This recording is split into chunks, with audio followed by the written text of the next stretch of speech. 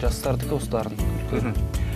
Қайырлы таң, қымбатты көрермендер. Эфирде Таңшолпан. Бүгін жексенбілік көтеріңкі көңіл күй.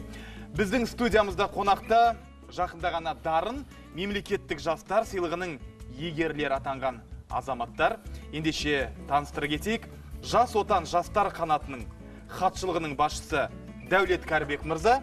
Сонымен қатар Ақжол демократиялық партиясының идеологиялық жұмыс бөлімінің кеңесшісі және де ұлттық академиялық кітапхана қызметкері, әдебиет аталымы бойынша осы жастар сыйлығына ие болған Елдос Тоқтарбай мырза.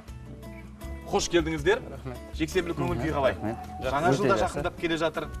Дайындық қарбалас болып жатқан шығар. Алдымен өздеріңізді осы мемлекеттік сыйлықпен құттықтаймыз. Енді жастарға берілетін ең үлкен сыйлықтардың бірі. Енді Дәулет мырза қоғамдық қызмет аталымы бойынша алып отырсыз. Ал Елдос мырза әдебиет номинациясы бойынша. Ұлттық арна Таңшолпан атынан осы үлкен марапаттарыңызбен құттықтағымыз келеді. Рахмет.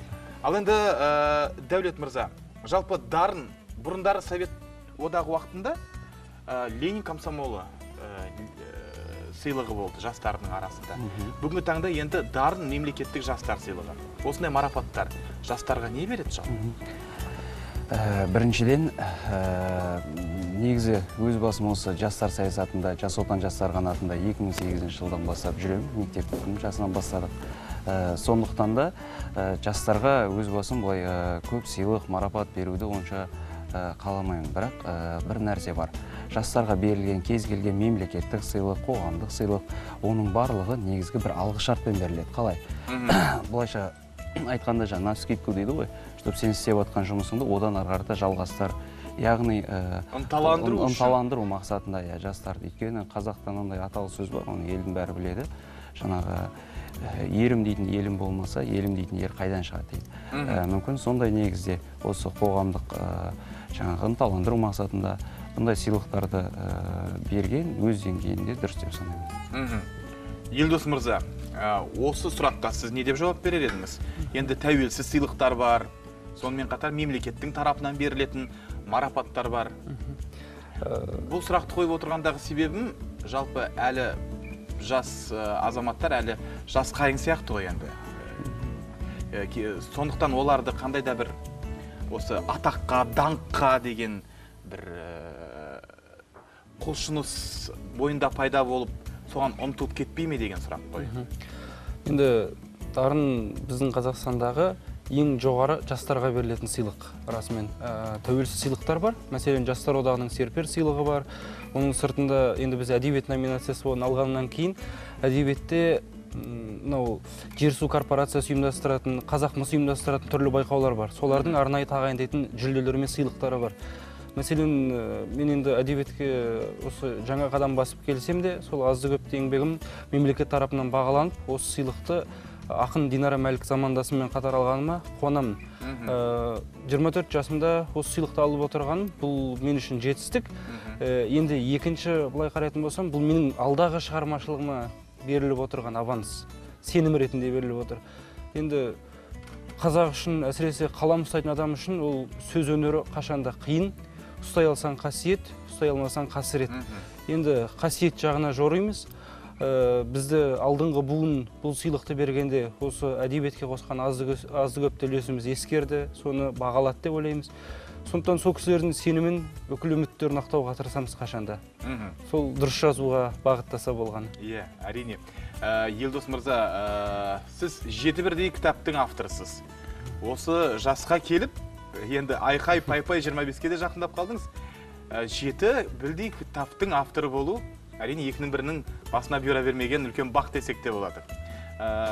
Бүгінгі таңда ұлттық академиялық кітапханада Ақжол демократиялық партиясына қызмет атқарып жатырсыз.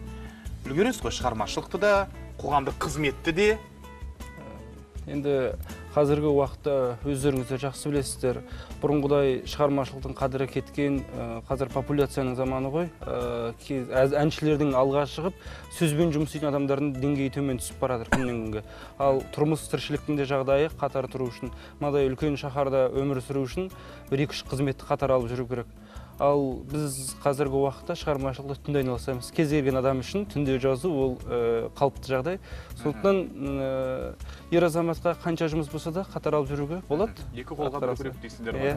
Ал енді Жас отан жастар қанатының бүгінгі тыныс тіршілігі қалай?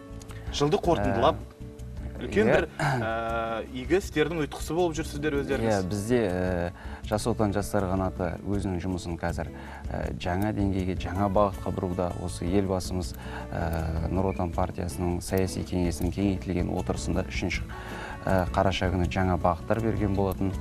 Бізде осы өз тарапымыздан жастардың арасында жүргендіктен өзіміздің достарымызды, қатарластарымызды ынталандыру үшін Нұр Интек, Жастар отанға деген сияқты өте үлкен жобаларымыз бар. Сонымен қатар осы ұмытпасам, даже тіпті мемлекеттік ұйымдардың арасында бірінші болу керекпіз. Сәтті қадам деген өте үлкен жобамыз бар.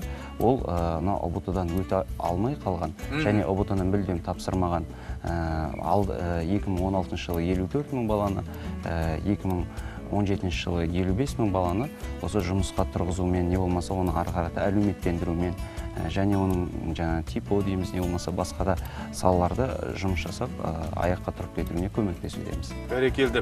Расында да үлкен бір игілікті істі қолға алып отыр екенсіздер. Олай дейтін себебіміз осы жастар деген кезде біздің көз алдымызға флешмобқа қатысқан жастар, флешмоб туралы жалпы сондай бір акциялар келеді, бірақ дегенмен де осы... Ол да бар, бірақ мынандай нәрсе ғой. Флешмобпен шектеліп отырған жоқсыздар. Ол жас бауырымыз айтады, жас болған соң дұрыс ойнау да керек, күлу де керек, бүкіл шараларға да қатысу керек. Сонымен қатар қазіргі жаңағы кезінде Ахмет Байтұрсынов атамыз айтқан ғой, сөйлеуден жазу өтетін заман деп. Сондықтан да белгілі деңгейде әлеуметтік желілерде, басқа жерлерде сен есту, көру үшін, білу үшін флешмоб деген бұл үлкен саяси политтехнология саналады негізін былай қарасаңыз. Сондықтан да ол деңгейден де Жас отан кезінде өтті. Қазір біз бүкіл әлем мойындаған жаңа проекттік жобалық менеджмент дейді, жобалық негіз дейді, жаңа проектный подход дейді. Сондай негізге алып, әр салаға жаңағы әр саланың, әр жастардың әрбір әлеуметтік тобына жаңағыдай біріктіріп жобалар жасалған жайымыз бар. Елдос мырза, расында да сіз мынау жастардың қайнаған ортасында жүрсіз өзіңіз. Жалпы бүгінгі таңда еліміздегі жастар саясатына деген осы прозаик, жас прозаиктің көзқарасы қалай жалпы? Енді біз шығармашыл адам болғаннан кейін қоғаммен де тығыз байланыстымыз. Өйткені әдебиеттің басты мәні қоғамды тәрбиелеу. Жастар өзіміздің замандас, біз қоғамға қарай икемделеміз. Кейде қоғам өзгеріп жатыр дейміз, бірақ ол қате түсінік, сол қоғамды жасап отырған өзіміз ғой. Ал қазір жаһандану дәуірі жүріп жатыр. Бұл жаһандану дәуірі кезінде кез келген ұлтты жойып жіберетін қауіп бар. Ал сол ұлтты жойып жіберетін қауіпке қарсы тұратын күш әдебиет. Өткенде елбасы өзінің рухани жаңғыру бағдарламасында айтты, ұлттық код деп. Ал ұлттық кодты біз қайдан іздейміз? Сол әдебиеттен іздейміз. Ал біз жас қаламгерлер, жас прозаиктер, ақындар болсын, осы заманауиға қарсы тұратын, жаңашылыққа бейімделген, заман тақырыбына бейімделген тақырыптар жаза білуіміз керек. Біздің кейіпкерлеріміз бүгінгі қоғам болу керек, бүгінгі қала, мәселен Астана шаһары, осы қаланың тірлігі біздің шығармаларымыз арқау болуы керек. Біз соған жұмыс істесек, бізде жастар саясатына қосқан үлесіміз сол болады. Әдебиеттің өзі саясат қой, қоғамда тәрбиелейді, ардың ісі сол. Ал енді әдебиет демекші, жалпы Астананы әрине кітабымызға, шығармамызға арқау ету керек дейсіз. Астананың көлеңкі тұстарын да арқау ету бүгінгі күннің міндеті ме? Енді әдебиет болғаннан кейін реалды жағында қарауымыз керек. Өмірге реалистік көзқараспен қараймыз. Сондықтан Астана қай жағымен, қалай, барымен суреттеуіміз керек қой. Оның жақсы жағында, жаман жағында, екі жағын қатар алып отыруымыз керек. Мәселен, ол түк несі жоқ. Үлкен-үлкен Париж болсын, Мәскеу болсын, Стамбул болсын, жазылды ғой. Мысалы, түріктің атақты жазушысы, Нобель сыйлығын алған Памуктың өзі түріктің өзін көтеріп берді ғой. Жаман жағына ол ештеңе емес, ол қоғам. Біз соған дайын болуымыз керек. Әдебиет сонысымен әдебиет болады, қызығы. Заманда Толстой қалай жазды, не болмаса Достоевскийлер қалай жазды, Лермонтовтың «Прощай, Россия, немытая» деген өлеңі мысалға. Ал қазір қарайтын болсақ, соның мағынасы сол орыстың әлеуетін, мықтылығын көрсетіп отыр ғой. Сол сияқты бізде Астана болсын, Алматы болсын, әсіресе мына қазіргі жастар шығармашылығында пәтер іздеп жүрген мәселені көрсетеміз. Біздің жастардың көбі неге қаланың мынау оң жағалау, әсіресе мына жастар тілінде айтқанда Артем дейміз ғой, сол маңайда біздің жастар шоғырланған. Міне соның өзі көркем шығармаға арқау болып жатыр қазір. Сондықтан біз осындай шығармаларды оқығанда дайын болуымыз керек. Бұл бар дүние. Мақтау одалармен ғана шектелмеуіміз керек. Дұрыс, енді үлкен бір марапатқа ие болып, мінекей мемлекет тарапынан еленіп, ескеріліп, осындай азаматтарға мемлекеттік тұрғыдан өзіңіз айтпақшы аванс беріліп отыр.